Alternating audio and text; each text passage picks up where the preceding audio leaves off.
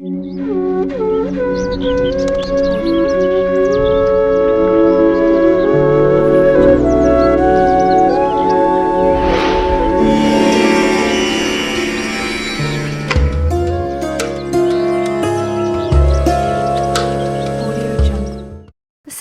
పండుగ రైతుల పండుగ. ఇక కనుమ పండుగను కూడా 3వ రోజు జరుపుకుంటారు. వ్యవసాయదారులు తమ పశువులను నీళ్లతో కడిగి శుభ్రం చేసి పసుపు కుంకుమలతో పూలతో అలంకరిస్తారు, పశువులను పూజిస్తారు. సంక్రాంతికి ఇంటి నిండా ధాన్యం వచ్చిందంటే అది పశువుల పుణ్యం. ఏడాది పొడవునా పశువులతో చాకిరీ చేయించడమే కాకుండా పండుగ రోజైనా వాటిని పూజించి కృతజ్ఞత చెప్పుకోవాలి అన్నదే కనుమ ఉద్దేశం. ఆ రోజు రైతులు నాగలి కట్టరు, ఎద్దుల మీద కాడి మోపరు, బండ్లు తోలరు. అలాగే ముగ్గులన్నీ మహాలక్ష్మిని ఆహ్వానం పలికేందుకే అంటారు. ధనుర్మాసం నెలనాళ్లు విభిన్నమైన ముగ్గులతో వాకిళ్లు కళకళ్లాడతాయి. ఇంటి ముందు రకరకాల ముగ్గులు వేస్తాం. ఈ ముగ్గులు నక్షత్ర మండలాలకు ప్రతిరూపాలనంటారు.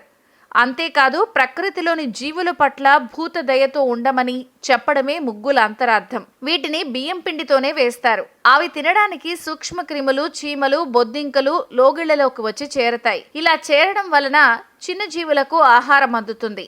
ముగ్గనేది ఇంటికి అలంకరణే కాదు, ముగ్గులు పెట్టడం మనసుకు, శరీరానికి ఓర్పును, నేర్పును, ఏకాగ్రతను అందించే ప్రక్రియ.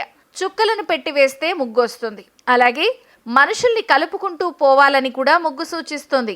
ధనుర్మాసం మొదలు నెల రోజులు వాకిట్లో అందమైన ముగ్గులను వేస్తాం. అయితే కనుమ రోజున మాత్రం రథం ముగ్గే వేస్తాం. ఆ రథాన్ని వీధి చివరి వరకు తాడులాగా లాగుతాం. ఈ రథం ముగ్గు సామాజిక ఐక్యతకు ఆధ్యాత్మిక చిహ్నం. రథం ముగ్గు విశిష్టత ఏమిటంటే ప్రతి మనిషి శరీరం ఒక రథమని.